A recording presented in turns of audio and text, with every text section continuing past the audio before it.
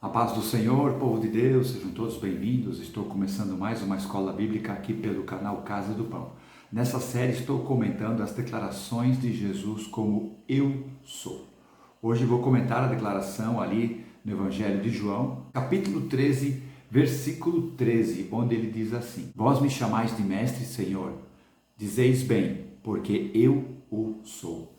Jesus estava reunido ali com seus discípulos na época da Páscoa, a comemoração judaica da libertação de Israel, onde a comunidade judaica fazia a ceia, fazia uma reunião de ceia para comemorar essa libertação.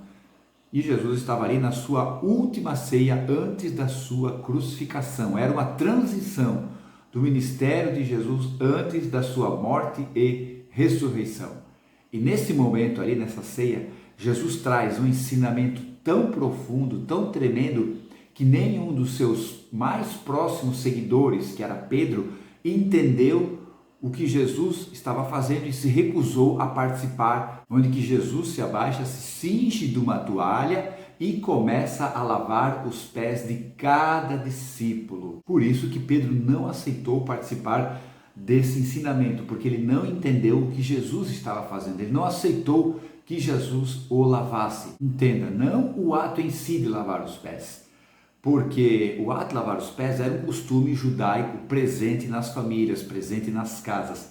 Era um costume para trazer hospitalidade e conforto, porque geralmente os visitantes, as pessoas que passavam nas casas dos outros, andavam de sandálias e pelo fato das ruas empoeiradas, chegavam com os pés sujos. Então o anfitrião, o dono da casa que recebia aquela pessoa, lavava os pés daquele visitante como um ato de hospitalidade e conforto. Só que esse serviço de lavar os pés geralmente era feito por escravos ou por servos mais subalternos, servos bem menores da casa. Então, quando Jesus vem lavar os pés dos discípulos, Pedro não aceita por causa disso. Como, Senhor, nós é que devemos lavar os teus pés? Então, Pedro não estava aceitando o que Jesus estava fazendo por essa questão. Onde que Jesus disse para Pedro: se tu não deixar eu lavar os teus pés, tu não tens parte comigo. Onde que Pedro disse que pode lavar o corpo todo. Jesus disse: não é necessário, vós já estáis limpos pela palavra. Entenda uma coisa aqui, que quando o sacerdote entrava ali, Santo dos Santos, para fazer o ritual ali, ele tinha um tanque que ele tinha que lavar as mãos e os pés. As mãos simbolizam a obra e os pés simbolizam a caminhada.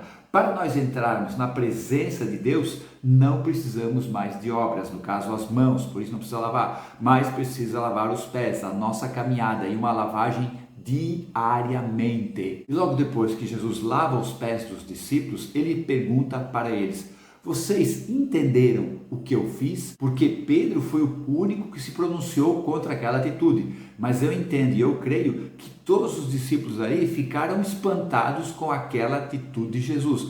E agora ele pergunta: vocês estão entendendo o que eu acabei de fazer? Jesus estava dizendo: vocês entenderam qual é a atitude que vocês têm que ter entre vocês e com as outras pessoas, com os seus discípulos, quando vocês os formarem? Vocês estão entendendo como que vocês têm que agir? Estamos vendo em Jesus um exemplo maravilhoso de humildade, de humilhação perante os seus discípulos, mostrando que assim como ele fez para eles, eles teriam que fazer com os outros. Isso remete a Paulo no capítulo 2 de Filipenses, versículo 5 em diante, onde está escrito que tenhamos o mesmo sentimento, isso é o mesmo entendimento, saber o que está acontecendo, que tenhamos o mesmo sentimento que houve também em Cristo Jesus, que sendo em forma de Deus, não teve por usurpação, isso é, não tomou a força, não teve por usurpação ser igual a Deus, mas aniquilou-se a si mesmo, tomando a forma de servo, fazendo-se semelhante aos homens.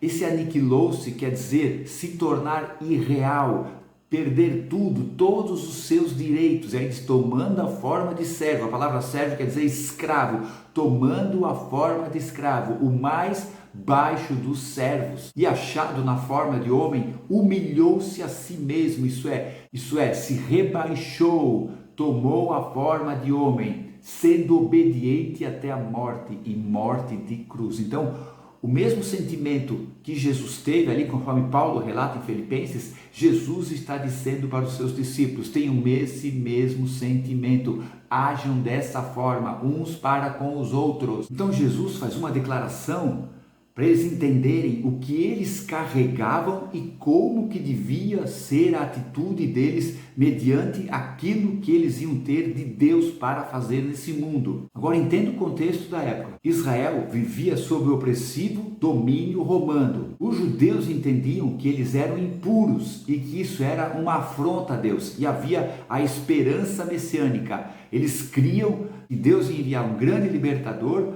da descendência de Davi, onde que libertaria Israel do jugo romano e restauraria o reino davídico ali em Israel. Então, como que esse rei de Israel esperado, no caso que diziam que Jesus era um Messias, como que ele tinha aquelas atitudes? Porque o rei geralmente era servido, geralmente era honrado, não precisava fazer nada. Então, como que ele tinha essa atitude de escravo, de servo, uma atitude humilhante segundo os seus discípulos? Como que ele fazia isso?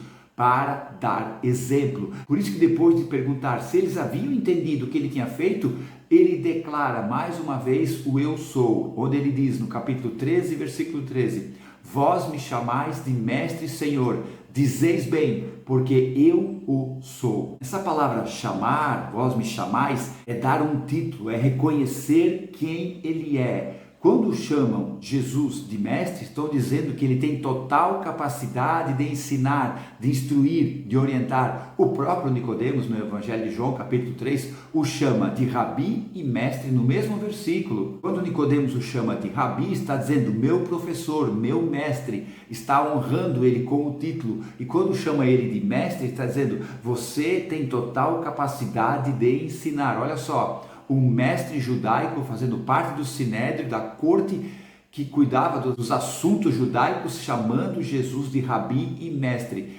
Então, chamar Jesus de mestre é dizer realmente quem ele era. E realmente ele era a palavra, o melhor mestre que poderia existir na face da terra. Se os discípulos conseguissem deixar a esperança messiânica de lado, olhar Jesus não como o libertador do jugo romano, mas olhar realmente quem ele era e quem estava ali, eles teriam ensinamentos muito mais profundos da parte de Cristo. Jesus mesmo disse para eles, estaria relatado em Mateus 13 e Lucas 10, que muitos profetas e reis quiseram ver o que vocês estão vendo, mas não viram. Quiseram ouvir o que vocês estão ouvindo, mas não ouviram. Se eles entendessem quem estava diante deles, eles não iam se preocupar mais com a esperança messiânica de libertação do jugo romano, iam entender realmente que eles estavam diante do verbo vivo, da palavra de Deus. E é assim que nós temos que olhar para Jesus, é assim que temos que olhar para o nosso Cristo, não como Deus poderoso que pode resolver todas as coisas, sim, isso é muito real,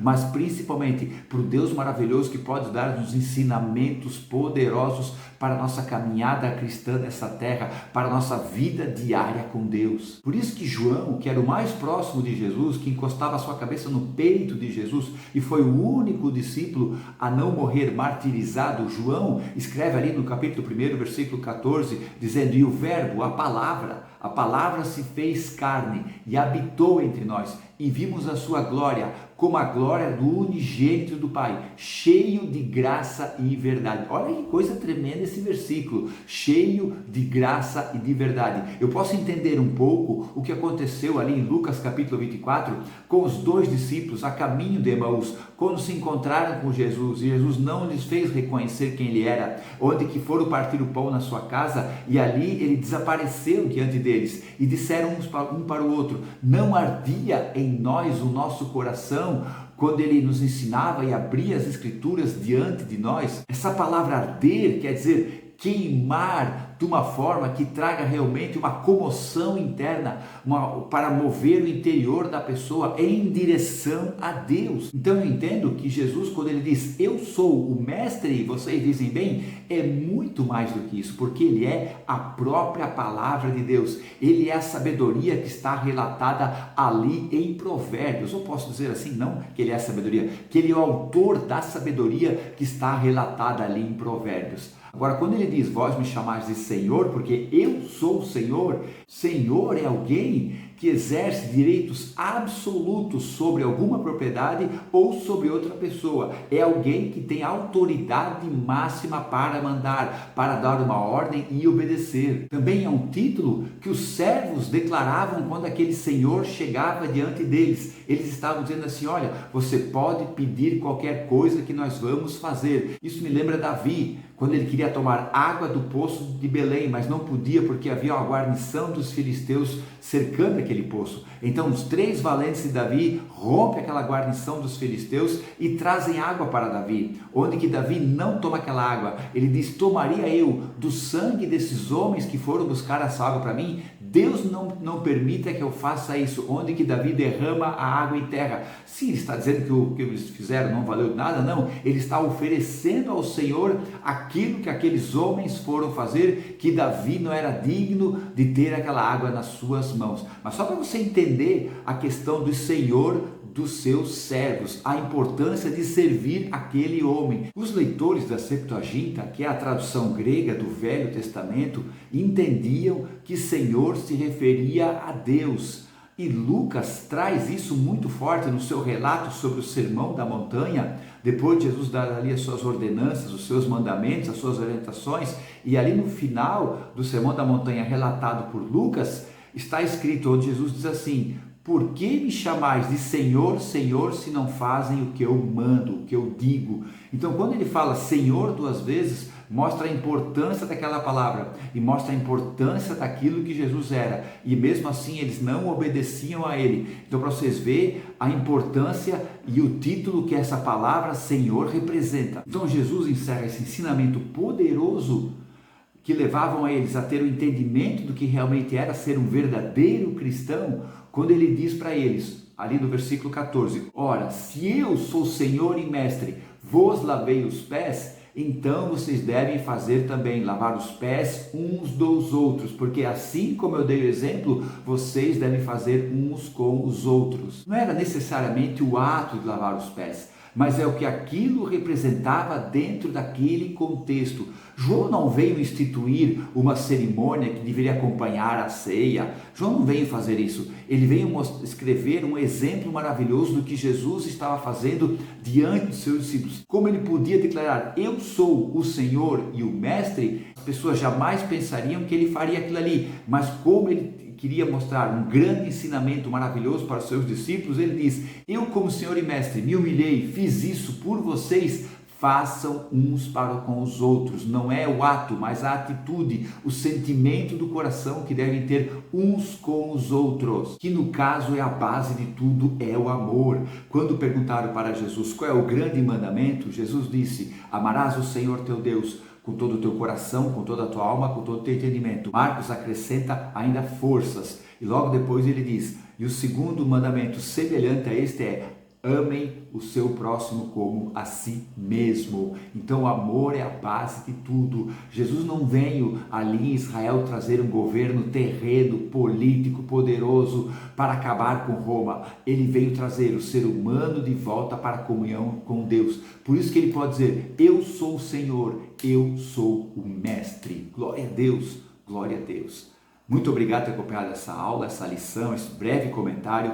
Semana que vem vou comentar aqui o versículo de João, capítulo 14, versículo 6, que diz assim: eu sou o caminho, a verdade e a vida.